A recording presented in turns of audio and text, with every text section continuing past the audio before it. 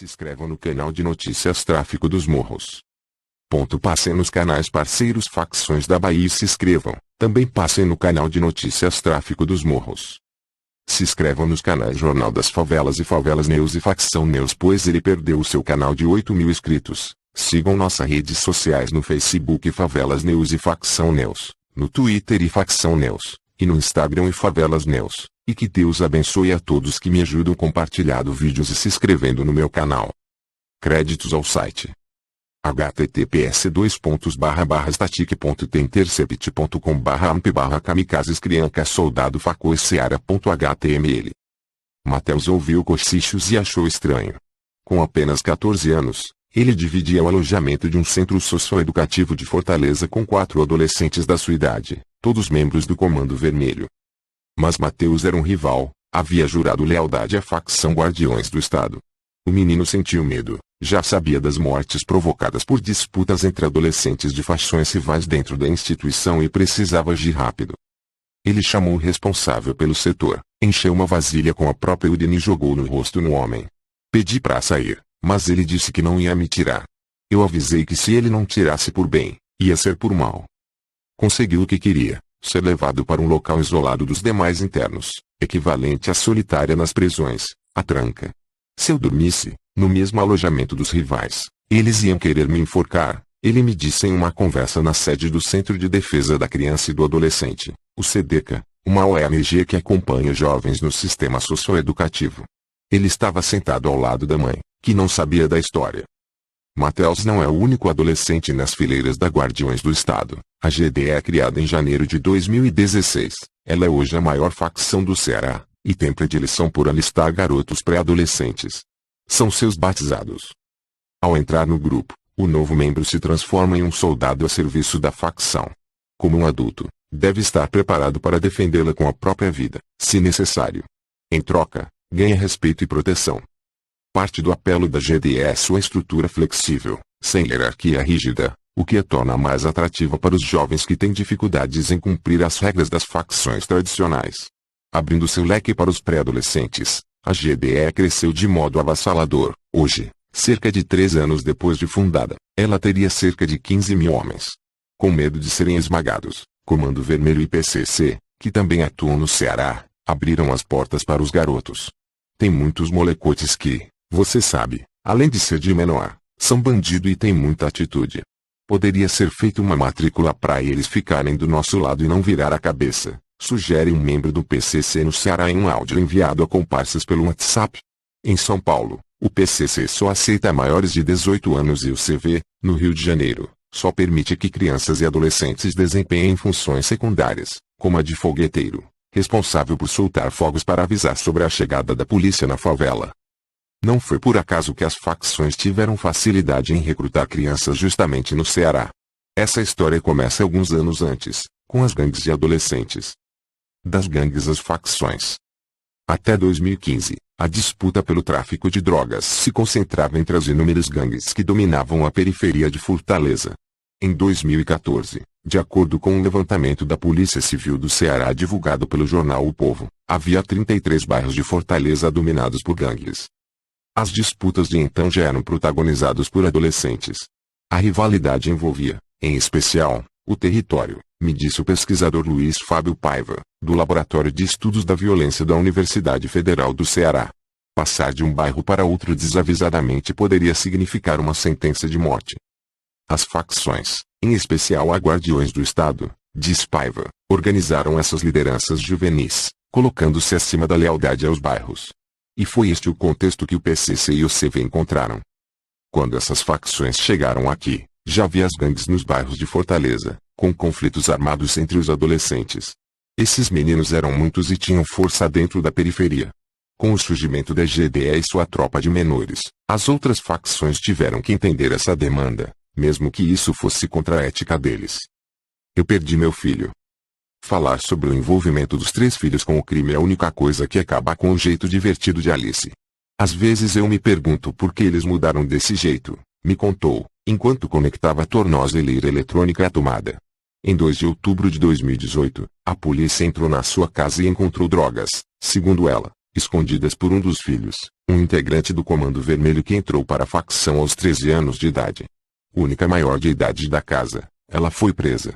Ficou 9 dias na cadeia e, hoje, não trabalha. É difícil criar os filhos na periferia, mas a gente tem que morar aqui dentro, né? Eu, por mim, já tinha me mudado, mas não tenho pra onde ir, lamenta.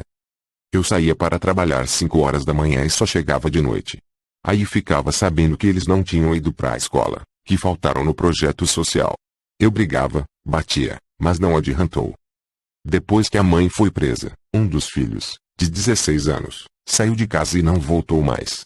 Ficou a lição, ela me disse, para os irmãos mais novos, que dormiam no quarto enquanto conversávamos na sala de sua casa de 2 cômodos por volta das 10h30 da manhã.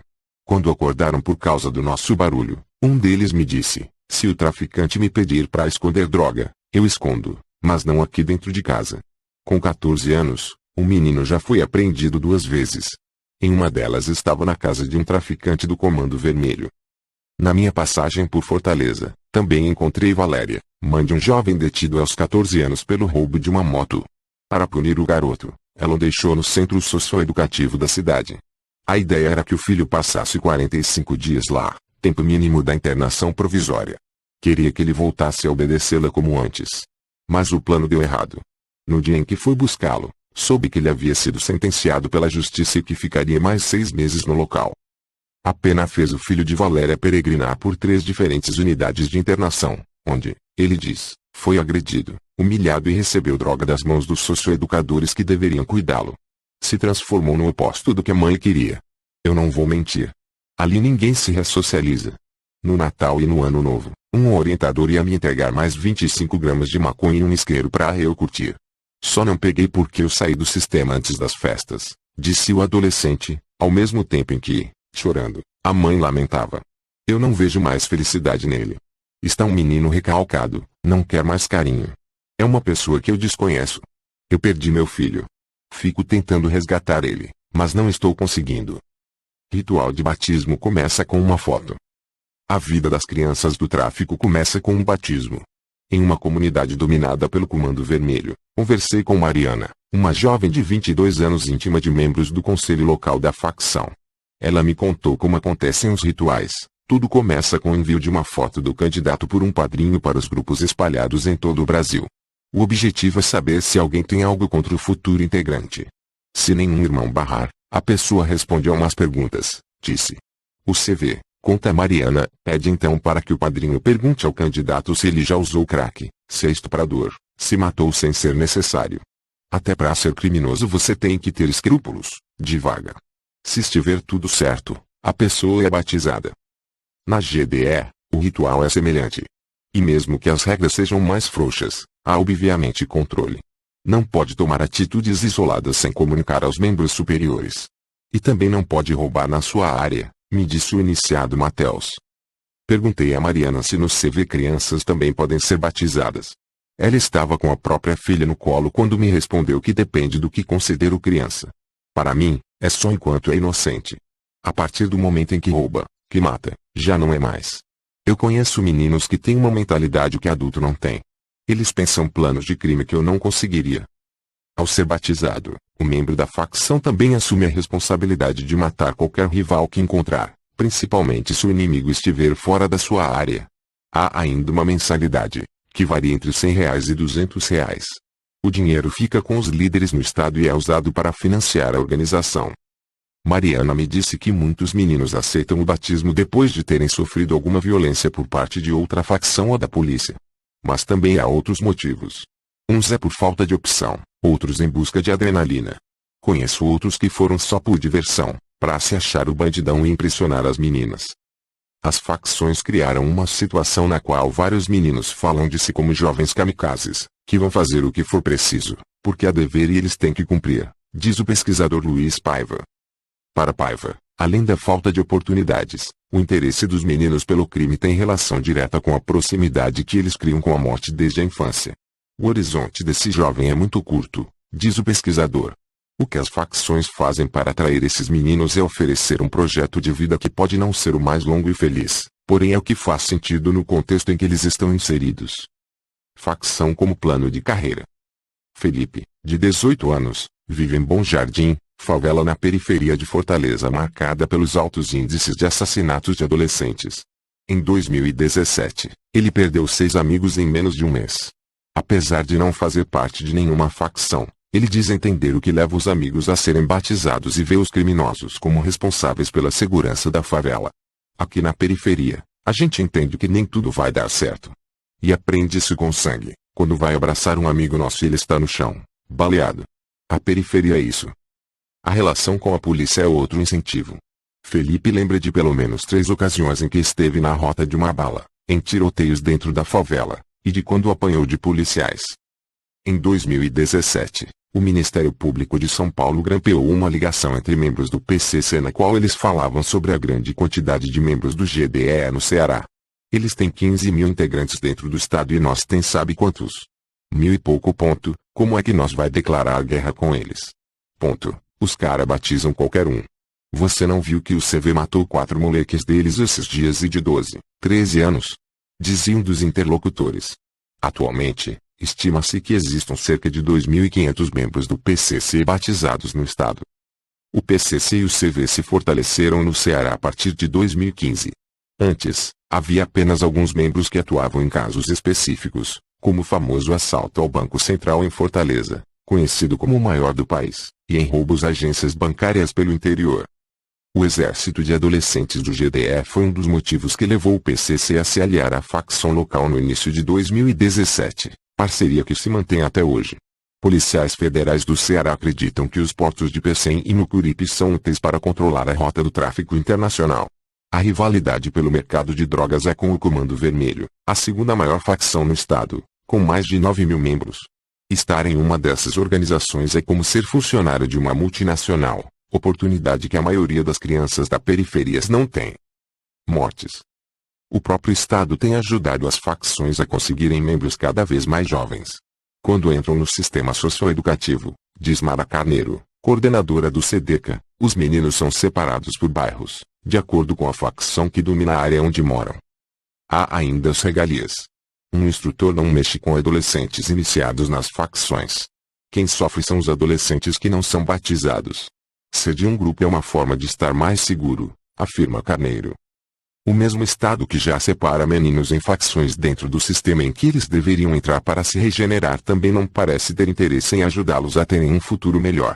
Em 14 anos, de acordo com o levantamento do SEDECA, os investimentos em assistência social de crianças e adolescentes caíram drasticamente. Os recursos da Fundação da Criança e da Família Cidadã, órgão da Prefeitura de Fortaleza responsável por promover políticas de defesa e assistência a jovens da periferia, encolheram 72%. A média é de 1,7 milhão de reais a menos por ano. Também perdeu o orçamento o Programa Adolescente Cidadão, cuja missão é profissionalizar jovens da periferia. A redução foi de 97,6% entre 2005 e 2018. Talvez não por coincidência, dados do Comitê Cearense pela Prevenção de Homicídios na Adolescência mostram que apenas 2% dos adolescentes assassinados em Fortaleza tiveram alguma experiência como estagiário ou aprendiz. Um relatório do Unicef coloca ainda o Ceará como o estado brasileiro em que mais jovens morrem. O índice de homicídios de adolescentes é de 8,71 a cada 100 mil habitantes, o dobro do índice no Rio de Janeiro e cerca de 5 vezes maior que o índice de São Paulo. As vítimas são quase sempre meninos negros da periferia, o mesmo alvo das facções. Fortaleza é a 4ª capital brasileira com menor investimento em assistência social a crianças e adolescentes. É também a capital que mais mata adolescentes. Isso não é coincidência, diz Carneiro. Apesar de entrar em uma facção significar de imediato proteção e prestígio, é o tipo de decisão difícil de voltar atrás. A única forma de sair e permanecer vivo é se convertendo a alguma igreja evangélica e abandonando o crime de vez.